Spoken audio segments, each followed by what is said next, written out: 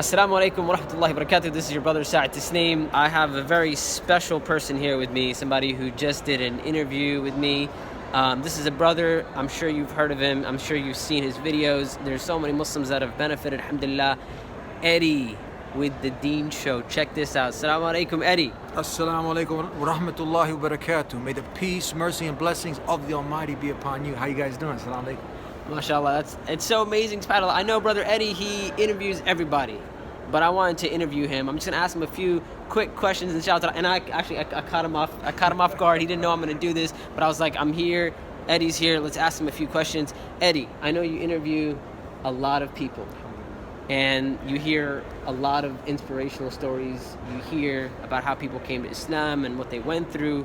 Would you say that's one of the ways that you have managed to try to maintain your iman and increase your iman, is to have that real connection with real Muslims and their stories? When you look at this phone that you're recording with, the cameras that we just use, they got a certain battery life, and that battery life gets drained, right? Yep. And then it's worthless. It's not good. And you had mentioned a hadith where the Prophet ﷺ talked about the heart. You know, there's a morsel of flesh in the body. If it's sound, the whole body is sound. And the fuel, the battery life, for the iman is the knowledge. And when I get to sit with people like yourself, with people of knowledge, hearing these wonderful stories of people accepting Islam, I get empowered, right? Many people, and I talked about this today, when you don't get empowered by the owner of power, Allah, the creator, it's temporary, it's weak. And I find that when I'm able, and this is what, alhamdulillah, we're going on over, alhamdulillah, 10 years, over 500 episodes. MashaAllah. And it's like my life, my heart comes to life again. Amazing. You know, we go up and down. Amazing. But when I'm able to recharge, you know, through knowledge, I always try to make sure if I'm in the car, you know, supposed free time, I like to, you know, do things with the kids, family, and whatnot.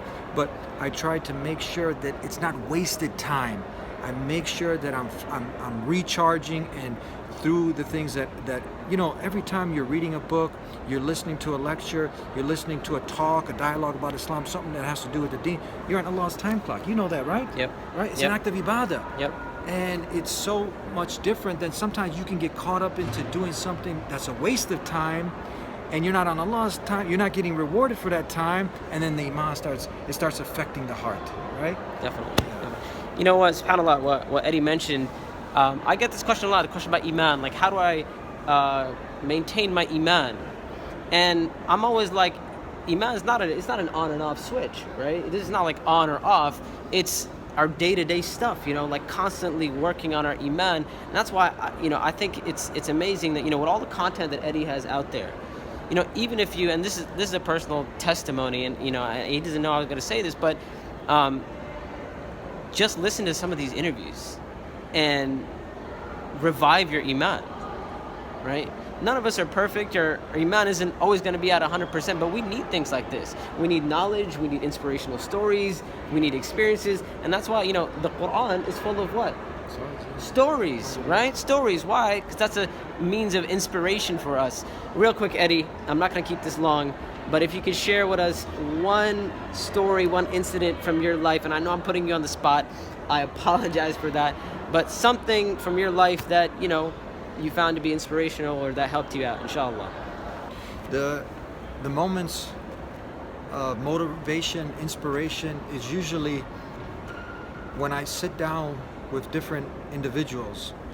There was a Hispanic brother not too long ago. I did a program because we talked about, when I interviewed you, about getting burnt out.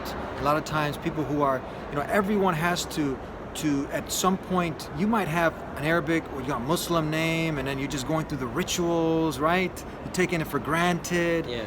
And what happens is when you see the struggle that people have gone through to come to Islam.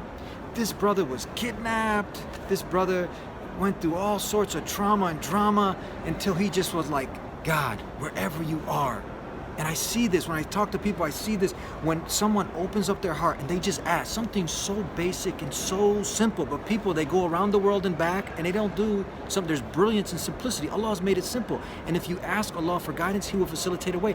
And this brother, and I see so many people, and I get touched by this. I see how the struggles that they had to endure and how much more they appreciate the Deen. They appreciate it.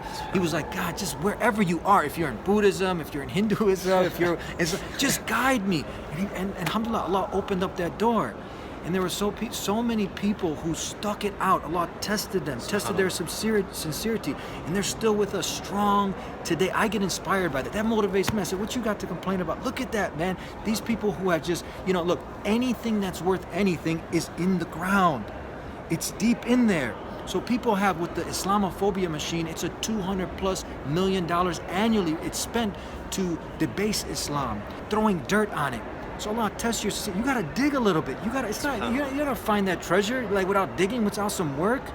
So Allah knows He put just the amount of work precise that you have to do. But if you're sincere, and when I listen to these stories of people, that inspires me. That inspires me to keep doing what we're doing, to share these, that hopefully now you can get inspired by hearing other people's trials and tribulations. You're like, wow, alhamdulillah, I'm so thankful for this blessing. Islam is a priceless gift.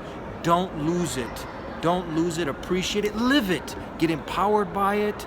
And these are the kind of things that every week, 30 minutes a day, every Friday we put out a new show with people who've been empowered by Islam, by this beautiful way of life, experts who talk about, many of the different dilemmas, the Islamophobia challenges, how to deal with it in the best way.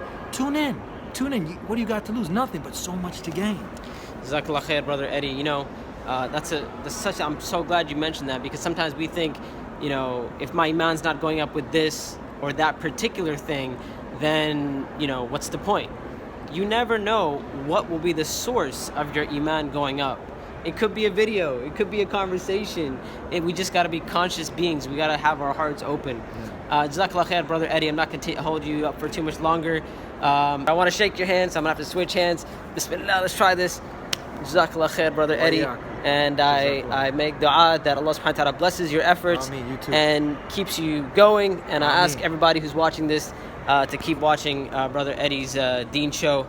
May Allah bless him. May Allah bless all of you. Take care. Wassalamu alaikum wa rahmatullahi wa barakatuh. Real's how we keep it. Get ready for Eddie. Sit back and beat it.